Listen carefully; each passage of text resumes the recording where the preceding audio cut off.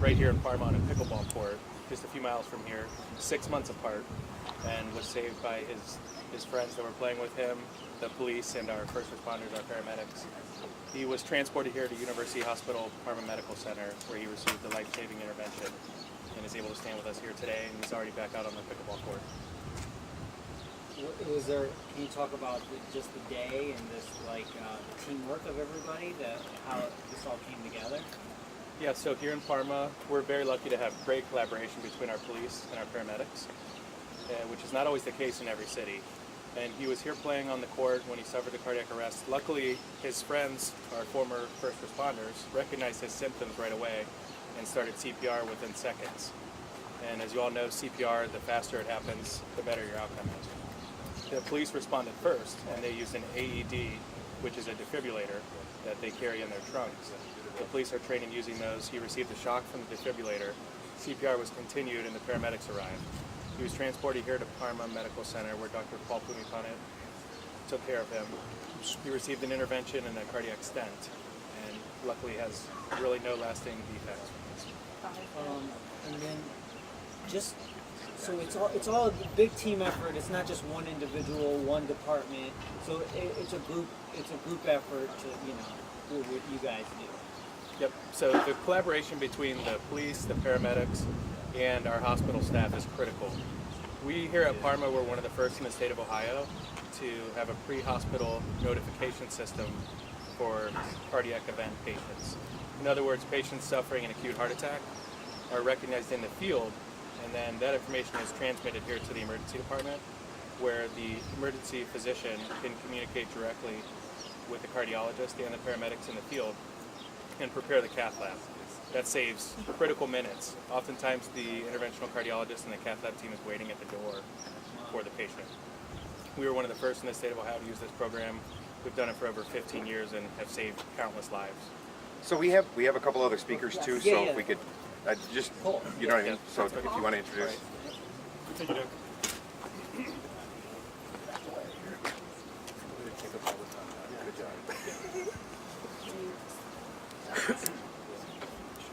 Button.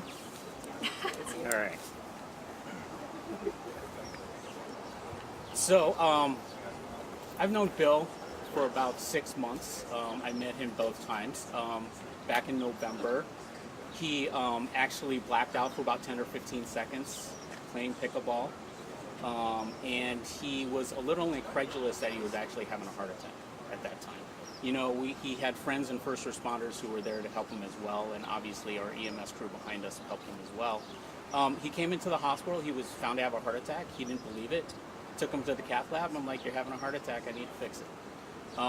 He was due to actually see me about 2 weeks before this next event happened, and he was once again playing pickleball, which should give Bill a little hint. And he basically blacked out, had a complete cardiac arrest. His friends who were first responders, as well as our EMS crew behind us, did an awesome job. My job was made much easier because they did all the hard work. Was he able to continue playing pickleball? Yeah, you know, we negotiated that because you know, as you will soon find out, Bill is an interesting individual. I have to tell him to take breaks in between games, but he can go back to playing pickleball. So next up we have Bill. Thank you, Doctor. Thanks. Just North Royalton next time. Pardon me? Just North Royalton next time. Okay. Next stop, North Royalton. How's it going today? Good, thank you. Go ahead and you Feel can great. ask him questions because Can you walk us back to that day when he came off the courts?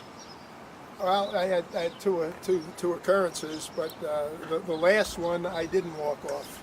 I was sitting in the chair next to one of my friends, Dave Szuter, who is a policeman, a former policeman, and he jumped on me right away, and then he got assistance from Jim Gipper, who was a former captain at the Cleveland Fire Department. Thank God they're better at that than they are at pickleball. So anyway, and that's I remember none of anything that happened for the next 24 hours.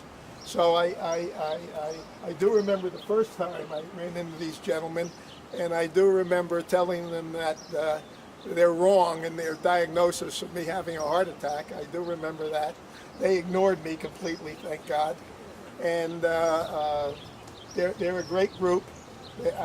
They were gentle that time. I don't know whether they were gentle the next time, because my chest hurt for about 4 weeks. And I don't know if they had anything to do with reviving me in that manner. But anyway, it was a miracle in retrospect. I don't remember anything that happened. Yeah, but as they tell the story, I get more afraid of having another one maybe. But I'm not. I'm very confident that they've done a great job here. And they have. I had my first heart attack when I was 79. And I figured I wouldn't have the next one till I was 148, 79 years later. But unfortunately, it was 6 months later.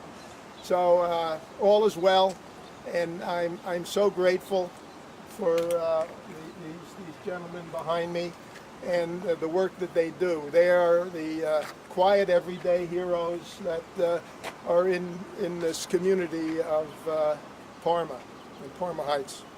Why do you think it's important for you to thank everybody? I mean, it doesn't really happen every day that people come back and thank all the rescuers. Well, I don't know if these guys know this or not. The first time, I sent a check for a Christmas party for $250, but the federal government, the government usually keeps every check, but in this case, they're not allowed to keep any gratuities that are forward to them. But I wrote a little note thanking them for their assistance. They did a great job. These guys, you're very fortunate to have people, dedicated people like this to do. It's not an easy job, and it's not a pleasant job either. In many cases, mine's a nice story.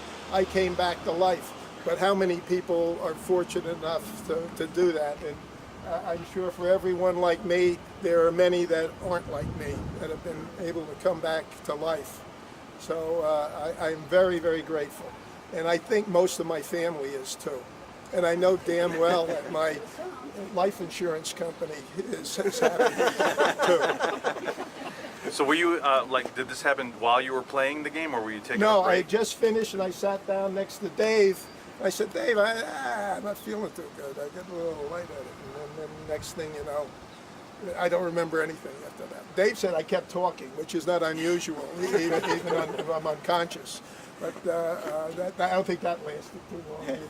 Who won the game? Actually, Dave and I lost, but it was Dave's fault.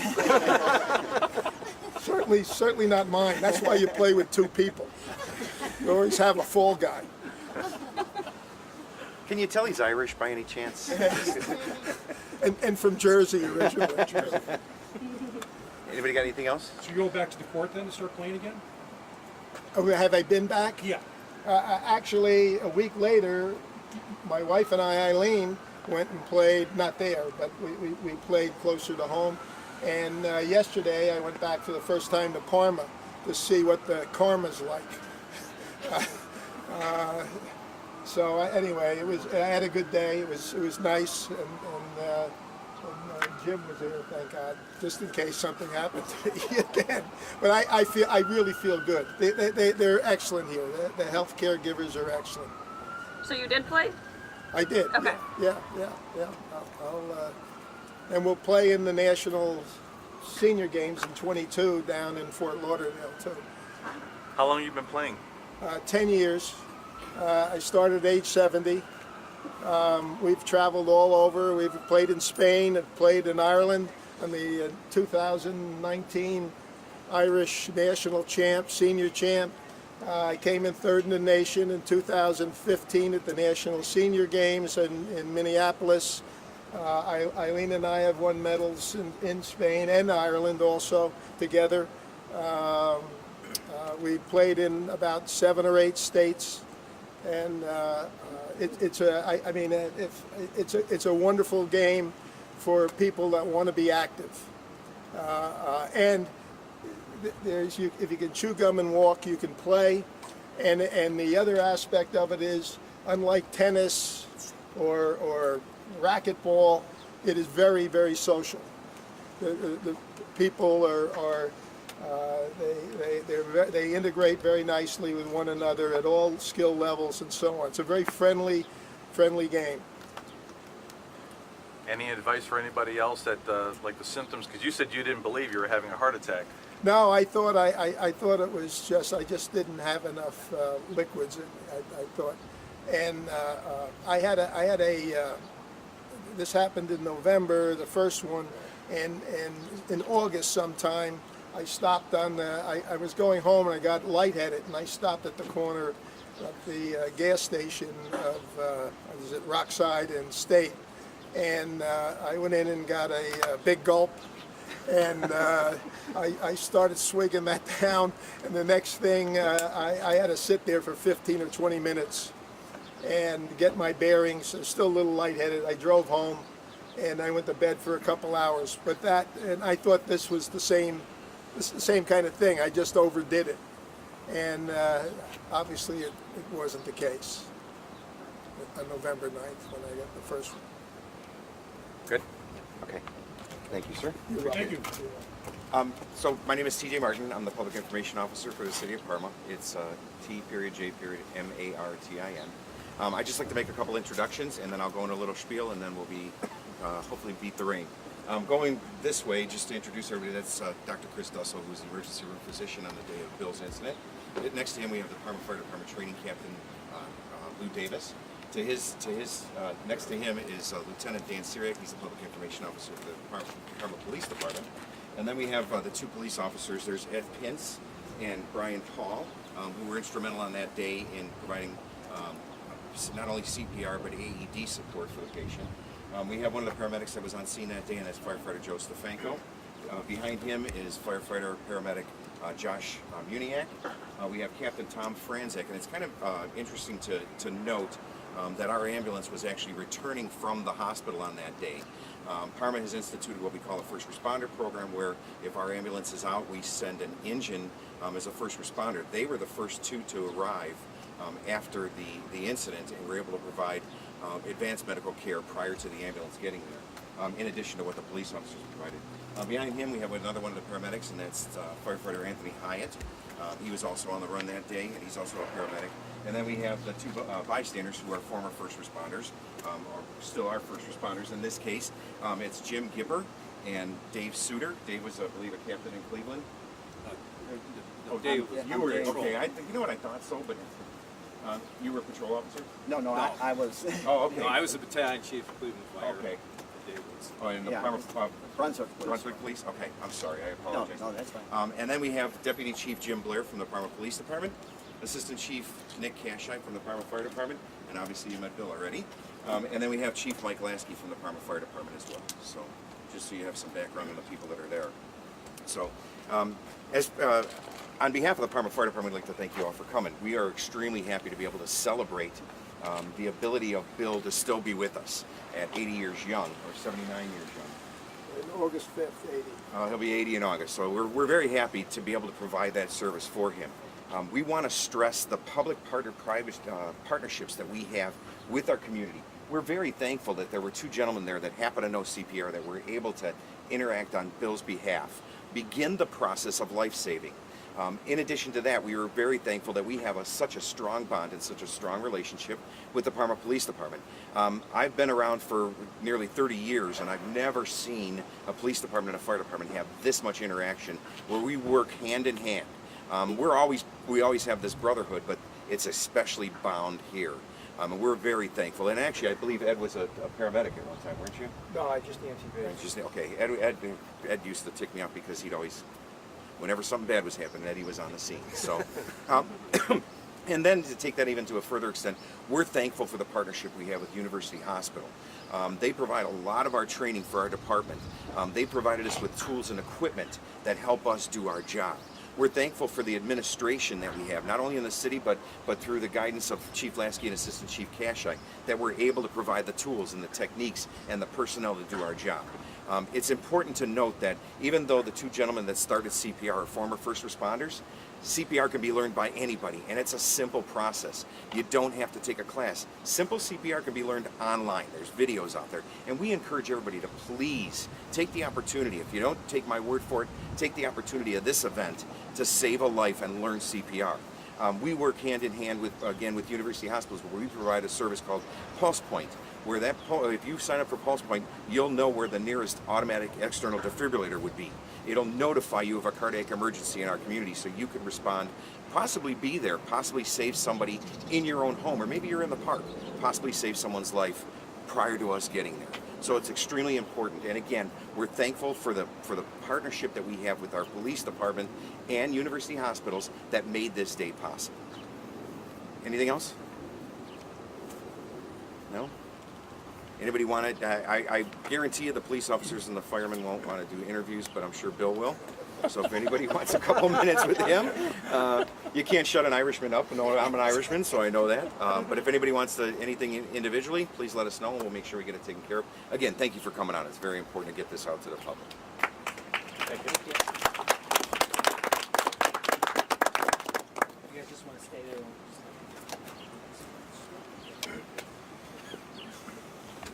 Thank you, sir.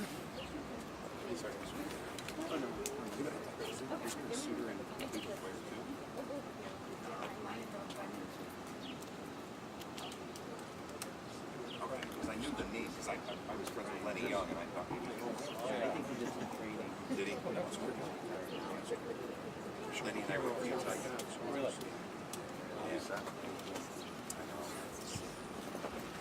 We're done. All right. You guys good? Yeah, we're good. Thank you. You're done. You good? See you all on TV. Thanks, guys. Don't run away yet, Phil. We're gonna...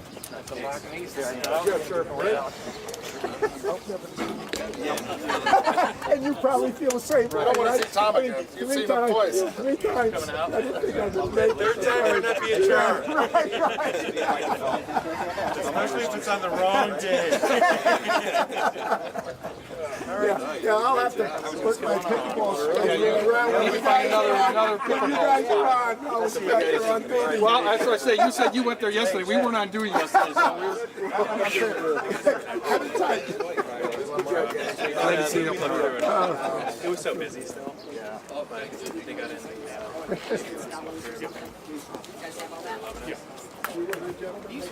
No, I was not.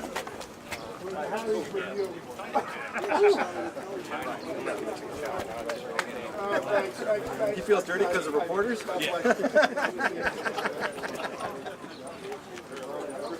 Hey, Tone.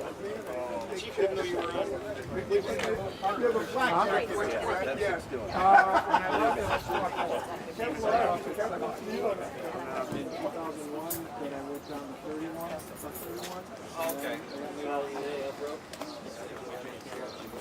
Nice shot. This